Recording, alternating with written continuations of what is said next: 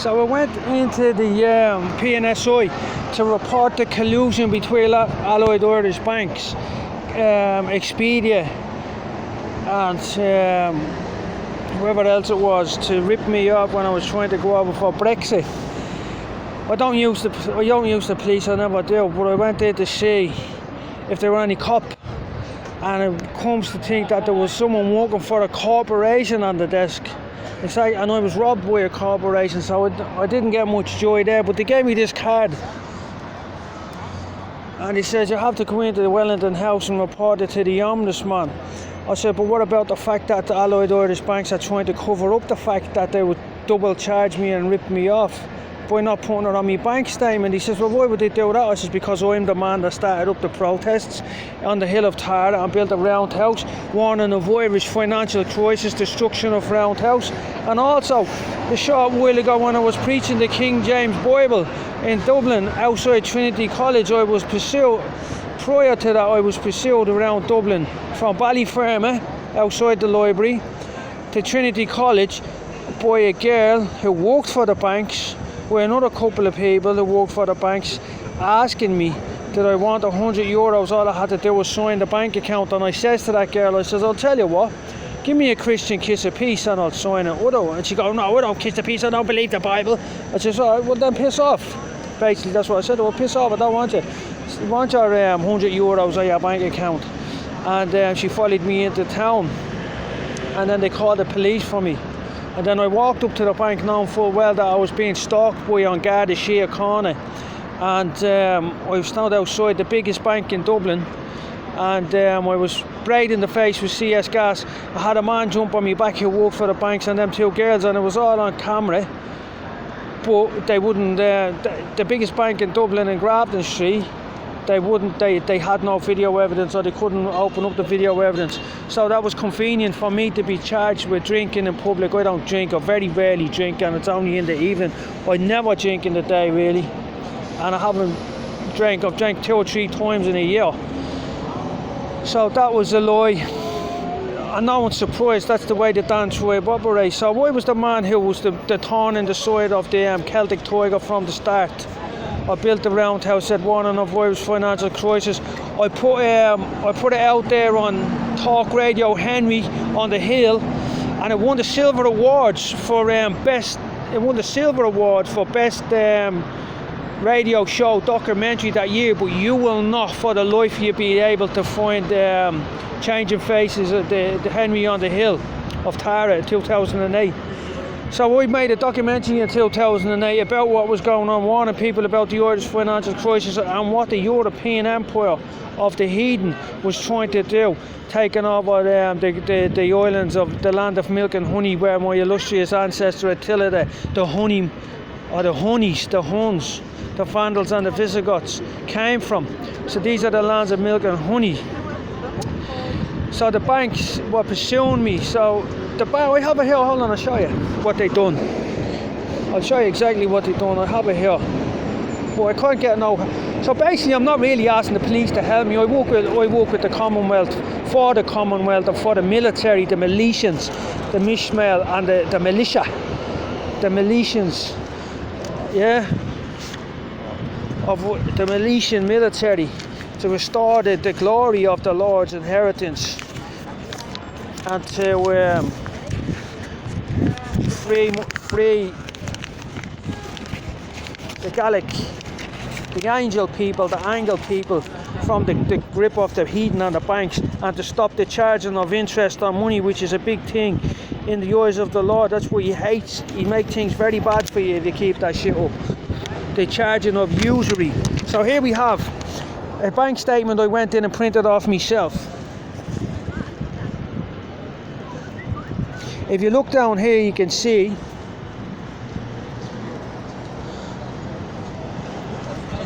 on the 15th, 302 was taken out, and then shortly after that, 302 euros was taken out, and shortly after, £231 56 pence was taken out, and shortly after that, 179 quid was taken out, and just before that, 62 for a hotel. They tried to conceal that, the Bank of Ireland did. It's espionage, and they're trying to stop the rising of the kings. Can't wait to slaughter the bastards. So here we have the bank statement that was sent from the banks concealing it. If you notice, it was the same day that the money was taken out. But if you notice, there's only 303 they put down. They didn't want to help me uncover. But if you look at this one, it's 303, and then underneath it there's 129, and it came to a total of 423 euros. So far, I've been thrown in prison for preaching the King James Bible in Dublin. They threw me in prison in jail.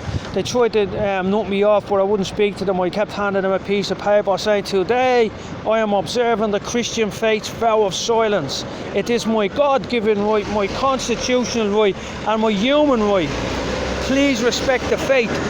That went on for a month, and then they said, there's nothing wrong with him, he's all right. Because I never contracted with them in the court, so I'm not a ward of the court. I don't belong in a prison ward, so they couldn't get me to speak to them. You're condemned by the words of your mouth. I don't speak to them. Then that didn't work, so they put me back in the prison thing. I done 8 months for alleged threatening abusive behaviour and drinking, which is not true. Where something like that is only usually a fine. But they kept me in prison for 8 months, and then they tried to throw me down the stairs. So basically, the banks were behind it all. The Allied Irish banks and all of them banks. Basically, the Pope is the Vatican is the bank. Basically, the Vatican runs the banks. The Vatican came here and called these islands the land of the Isles of Satan scholars, when originally they were called the Isles of Elijah, or the land of milk and honey, where Attila the Khan, Ethelstan, the honey from the land of milk and honey, Attila the Hun, came from the Rock of Cashel. So they've been trying to cover that all up, and I can't get me money back, or I can't use banking facilities because all the corporations are in collusion, because corporations are persons. I'm descended from a king. I'm the rising of the king. I have no interest in persons. Any persons who do not, as like it says in the New Testament, there was a certain man, and when he became king, those who would not serve him, who would not be his subjects, were put to death. That's what Jesus says. That's Jesus giving instructions when you become king, because God puts kings into place. He's the king maker and the king breaker. And there'll be no doubt if a man is a king or not, if he has an adamant heart and flint on his forehead. Be not dismayed by the looks. That's the King James Bible. An adamant heart and flint have I made for your forehead. So that's how you know a man is a king or a ram, a royal, the most high servants. The adversary. And here's another thing I discovered today. The word Satan means adversary. So if I was the Satan of the dragon, I would be the adversary of the dragon. Or if you were the adversary of someone, you would be the Satan. It's a Hebrew word for adversary. It's not particularly labelled to any individual. So if you're opposing good, you're the adversary of good, or you're the Satan of good. If you're opposing evil, you're the Satan of evil. So the Lord gave us an angel. He said, I've sent you an angel. He will go before you and lead you to the land that I have prepared for you. The Lord prepared the land of milk and honey. So that angel would be the Satan of the dragon. He would be the adversary of the dragon. More than likely, Michael the archangel, who was the Satan of the dragon, who wars with the dragon, as far as I can make out. Now, correct me if I'm wrong, but we've had a discussion with some learned scholars, and they've sent me a lot of stuff today on the internet, and that's what it says, the adversary. But to get back to the point, I'm the Satan of the banks, I'm the adversary of the banks, on behalf of the Most High God, whom I serve.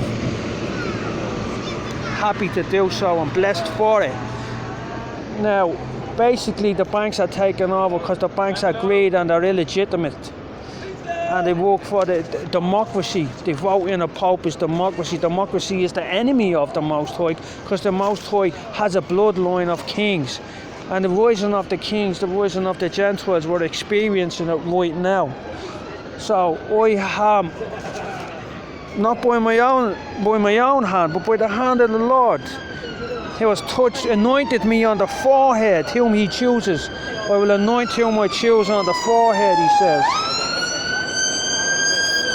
I'm in the eyes of the Most High. I'm from a royal blood lineage. He knows best.